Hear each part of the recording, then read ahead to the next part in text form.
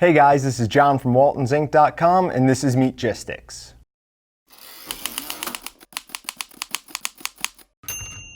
The simplest definition of jerky is just meat that has been cured and dried. There are many different ways to make and process jerky, the most common being either sliced whole muscle jerky or restructured jerky.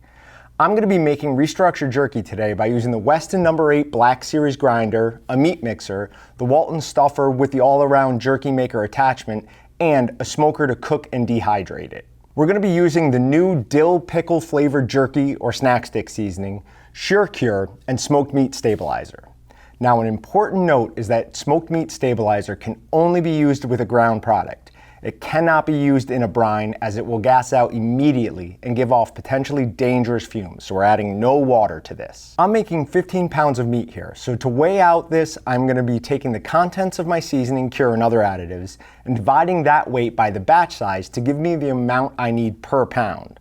Then I'm just going to multiply that by the number of pounds of meat I'm making. So for this, I need 9.1 ounces of seasoning, 0.6 ounces or 3 teaspoons of the cure, and 1.2 ounces of smoked meat stabilizer. Now, since I'm using a smaller No. 8 grinder, I'm going to make sure to cut up all my meat into very small pieces just to make it a little easier on the grinder. I'm going to grind my meat twice, first through a 3/8 plate and then through a 1/8 plate. You could also use previously ground meat if you want that you purchased from the store, if you don't have a grinder or you just don't feel like dealing with it. As always, I'm making sure my plates and knives are sharp before I start, and I'm making sure my plates and knives are also well oiled to help reduce stress on both the machine and the meat. Now I'm going to mix in the seasoning and cure. With ground and form jerky, some people like protein extraction and some don't. I recommend you mix it until you have protein extraction for a better texture. So now I'm going to extrude this using the Walton 7-pound stuffer and the All-Around Jerky Maker. This comes with a few different types of attachments for this, and I'm going to use the 2-slot die. As I extrude it, the paper which sits underneath the jerky maker is going to move down the ramp with it. Now I'm just going to keep extruding it until I have everything in strips, lay them on sheets, and get it into the smoker. Now the easiest way to get this onto the screens is actually to just take the entire piece of paper, put it on the screen, and just flip it over. Then you can just peel it right off the back and it stays there pretty simply. You might have to do a little bit of readjusting, but it's really not that bad. It was super simple. You can follow a simple smoke schedule for this of 130 degrees for an hour with the dampers open. This is going to start the drying process. Then you want to go to 145 degrees for 2 hours with the dampers 2/3 of the way closed. You probably want to start adding smoke at that point as well. Finally, you're going to go to 175 degrees until the internal temperature is 160 degrees.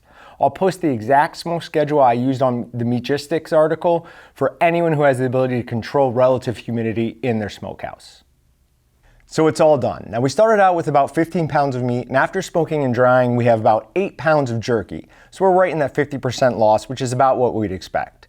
The dill pickle is very good for anyone who likes pickles or sauerkraut. It has me thinking of what it would taste like in a bratwurst or even a chicken snack stick, so that might end up being what I do next. Now the All-Around Jerky Maker really made this entire process a lot simpler, and if I do ground and reform jerky again in the future, this is the way I'm going to be doing it.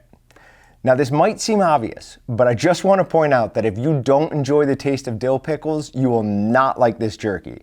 I happen to love them, and I think Excalibur did a phenomenal job on this seasoning. As always, remember to like, comment, and subscribe, and visit Walton'sInc.com and Meatgistics.com to find everything but the meat.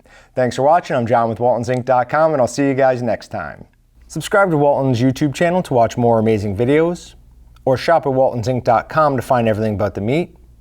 Check out our latest sales and giveaway video here, or watch another hand-picked video by clicking here.